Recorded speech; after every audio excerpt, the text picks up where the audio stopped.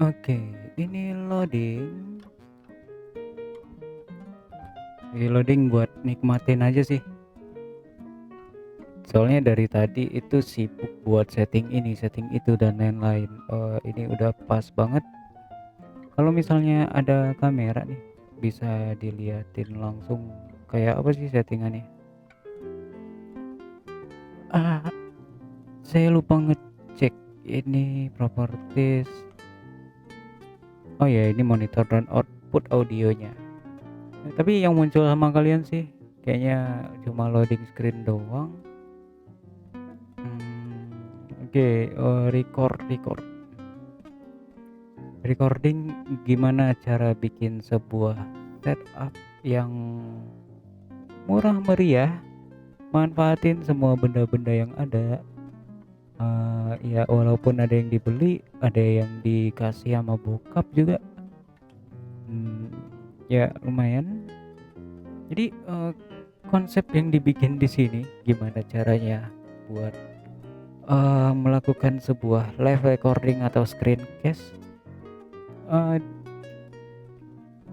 dengan kondisi yang ya bisa dibilang eh, ruangannya nggak ada kedap suara, nggak pakai kedap suara, environmentnya lumayan berisik, kipas, anak-anak main, terus ada kadang motor lewat atau orang yang lagi ngetuk-ngetuk palu, yang lagi getok-getok itu tuh, getok-getok buat apa, bikin sesuatu, ngidupin mesin pertukangan.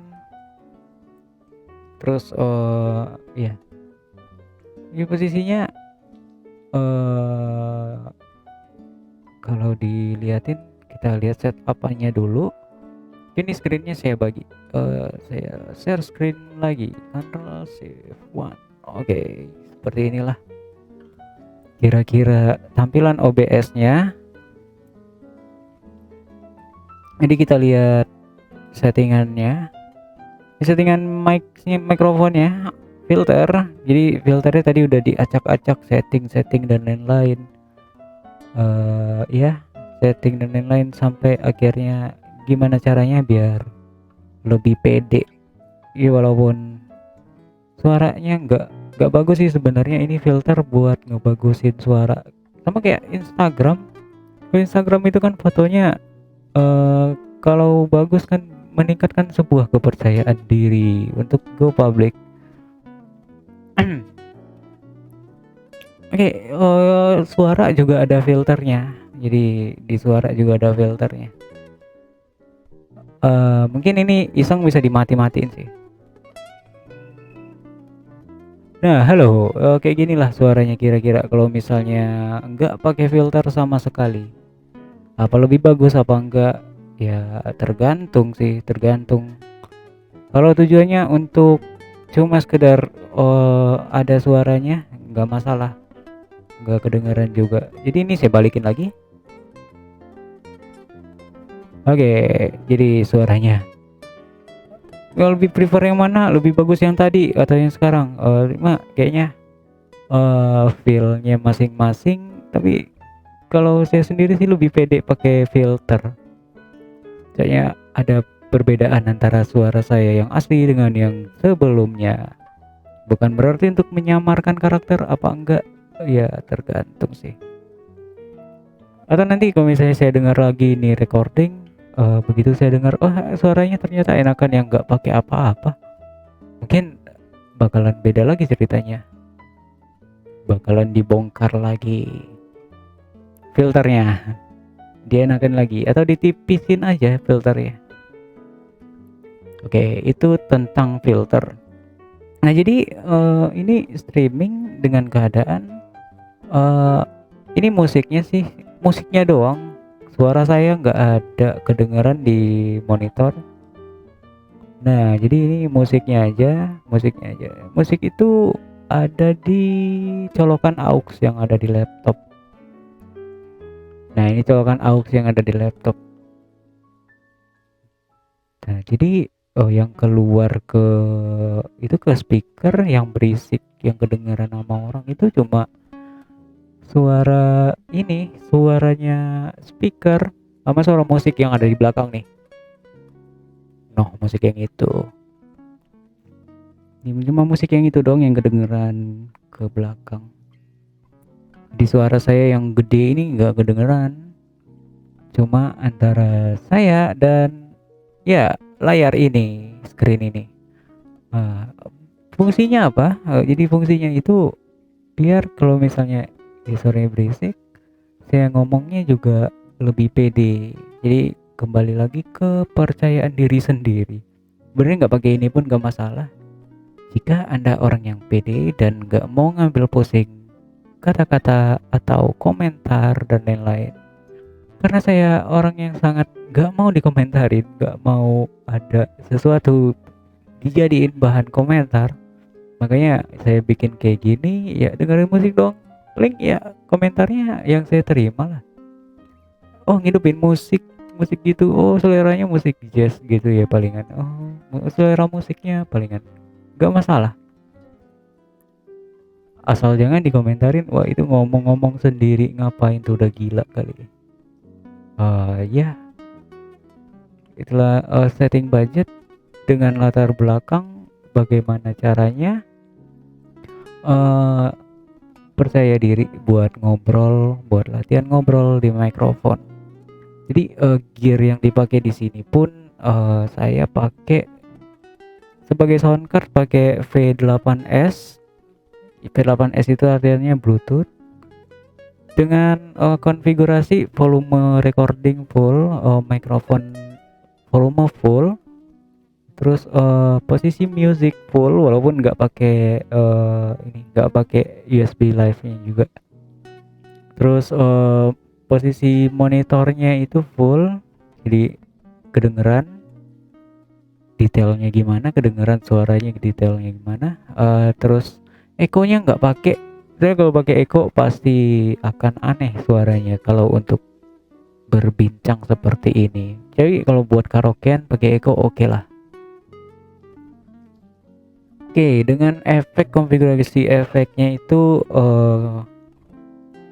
semuanya yang merah-merah tuh mati, kayak Magic mati, Shockwave mati, MC mati, terus juga Dodge-nya mati juga. Terus elektro juga mati, nggak pakai filter di sana. Jadi filternya pure lewat OBS doang. Nah, juga nggak pakai sound effect dan lain-lain, cuma dikonfigurasi filter di OBS tadi. Tanpa webcam ya karena belum pede buat nampilin webcamnya. Karena satu dan lain hal, kita butuh background dulu yang warna hijau biar nanti bisa di trim gitu. Kalau tampang sih kayaknya buat go public masih pede sih, masih pede buat munculin muka. Tapi buat upload nanti paling mau ngupload juga mikir pakai upload ya enggak jadi. Mungkin kamera kita bisa bikin misterius aja dari samping apa dari belakang, mungkin agak lumayan bagus.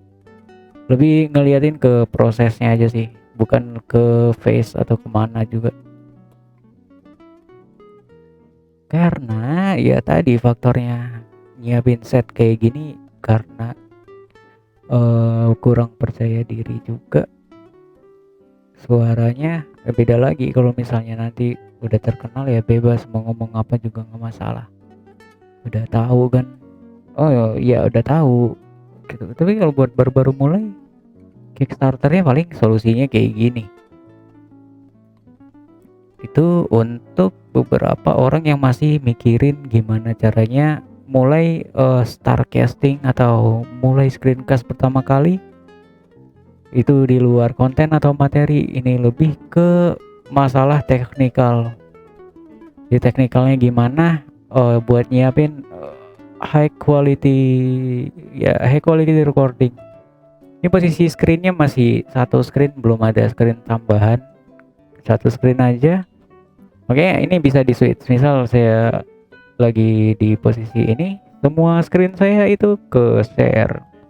Jadi kalau misalnya pengen istirahat bentar, ya di sini pakai ini doang. Itu pakai namanya pakai hotkey. Jadi hotkey itu kayak semacam konfigurasi dari OBS. Hotkey, nah, ini hotkey. Kalau saya mau mulai recording, saya pencet ini. Kalau mau ngepost recording, pakai yang ini. Bisa disetting sih sesuai kemauan sendiri. Kalau ganti-ganti skin kayak tadi, saya mau pakai loading atau wait dulu, post dulu. Post juga ada sendiri sih. Mau ngepost juga bisa. Mau ngelanjutin juga bisa. Post recording. Misal lagi recording, tiba-tiba aja ada ada hajat yang harus terpenuhi, makanya ya di post dulu aja. Di post dulu recordingnya. Sebelum di post ya di switch dulu skinnya juga bisa buat nandain nanti kalau misalnya ada proses post editing juga bisa. Ada post editing kan switch to skin juga kan, ganti ke skin. Jadi itu buat nandain potong-potongnya di mana, lanjutin di mana. Wait gitu. Ini belum ada kepake sih kayak mic-nya itu di mute atau di mana. Soalnya di laptop sendiri itu udah ada fiturnya buat mencet logo mikrofon langsung ping, langsung mute. Oh, nggak tahu di laptop kalian masing-masing bagaimana. Oke. Berikutnya ada settingan mic aux desktop audio juga bisa di mute kalau mau. Saya nggak mute loh. Ternyata itu tadi buffering YouTube-nya. Jadi ini musiknya, for your information, itu musiknya dari YouTube sih. Dari YouTube. Saya nggak ngepost tadi, itu sedikit buffering palingan. Ya Rainy Jazz sih, ini playlistnya enak banget. Terus ini lo-fi juga enak banget. Ini musiknya ini langsung play di ini, langsung play di speaker yang colokin di jack laptop yang itu 3,5 mm. Back again to OBS Studio. Nah itu buat hotkey tadi ya. Hotkey ini mempermudah hidup sih sebenarnya. Jadi kita nggak perlu pindah screen apa gimana. Contoh dalam keadaan kayak gini kan langsung di stop juga bisa, langsung di pause juga bisa. Ya oke. Itu buat screencasting tutorial. Apa yang belum saya bahas? Palingan ada yang belum dibahas itu tadi settingan mikrofon udah, settingan display udah. Ini nanti kalau misalnya saya udah pakai kamera, saya bakalan tambahin lagi settingannya. Gimana cara chroma key-nya mungkin? Ya. Oke. Skin white gimana caranya buat nambahin? Ya banyak sih yang bisa ditambahin di sini. Gimana cara bikin teks? Ya bikin teks tadi di white, kita tinggal tambahin teksnya. Window capture, image, text, slideshow, kita bisa tambahin misal teks atau GUI. Oke, kita tambahin di sini dulu. Teksnya apa sih yang mau keluar? Screencasting tutorial. Oke, screencasting tutorial. Fontnya juga bisa dipilih. Misal saya mau pilih fontnya Poppins regular aja kali ya. Poppins regular ya, ukurannya segini, ntar di itu lagi. Oke, screencasting tutorial. Bikin kayak gini cakep. Screencasting tutorial. Nah ini bisa kan?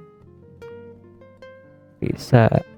Itu namanya source-nya. Jadi semuanya itu bisa digeser-geser. Sampai layar yang di belakangnya juga bisa digeser-geser. Mau kemana juga. Itu standar OBS-nya. Screencasting tutorial. Ini pasnya begini. Ini bakalan ada kalau misalnya kita hide apa gimana juga. Nah kan bisa di hide juga. Screencasting tutorial. Jadi kayak ada lorong waktu gitu. Halo sampai hilang. Ya bercanda. Selesai mic atau aux, teks GDI, jadi belum bisa tampil lagi. Screencasting tutorial ini buat judul kali ya. ini khusus sih buat yang kepercayaan dirinya itu belum ada buat ngelakuin screencasting. Walaupun itu suaranya jelek atau nggak bisa ngomong, nggak bisa berbicara dengan lancar, tapi ini judulnya kan belajar. Jadi belajar gimana cara ngobrol, cara cara mendeskripsikan sebuah topik. Ini topiknya kemana aja, mendeklarasikan topik sebuah peta pikiran, ya, screencasting tutorial. Mungkin semoga bermanfaat sih buat yang mau start recording. Saya juga baru belajar untuk mulai sebagai screencasting. Screencasting itu dalam artian screencasting gimana sih kita mempresentasikan tampilan layar kita kepada orang dan sambil bercuap-cuap. Biasanya sih berguna buat orang yang biasa ngelakuin Zoom meeting ya, Zoom meeting buat presentasi. Gimana audiensnya bisa ngerti gimana caranya, cara mengerti, bukan caranya. Gimana audiensnya bisa mengerti tentang topik apa yang bakalan disampaikan, materi apa yang mau disampaikan, konten apa yang bisa disampaikan di sana, ditekankan ini di luar interaksi secara langsung. Jadi kalau misalnya interaksi secara langsung itu berbeda lagi topiknya. Mungkin kita bakal butuh satu screen lagi khusus buat chatting. Jadi chatnya dibaca di sana tanpa harus memunculkan di screen utamanya. Jadi secara otomatis kelihat di sana, nampil di sana, kita baca. Itu karena keterbatasan fasilitas juga dan lagi capek buat setup screen tambahan. Sebenarnya pakai TV bisa sih screen tambahan, cuma ini setupnya posisinya saya lagi berada di meja bukan di ruang TV juga. Mungkin pakai monitor kecil juga bisa sih, monitor tambahan aja. Pakai handphone mungkin nanti pakai handphone sih, coba pakai handphone. Tapi handphone sih banyak gunanya, mau dilihat ini lihat itu. Ya pakai handphone juga bisa tuh buat tambahin screen via handphone. Cuma kayaknya handphone lebih banyak manfaatnya deh daripada cuma sekedar jadi layar doang. Oke, sampai ketemu lagi di seri-seri berikutnya. Kali ini screencasting tutorial. See you.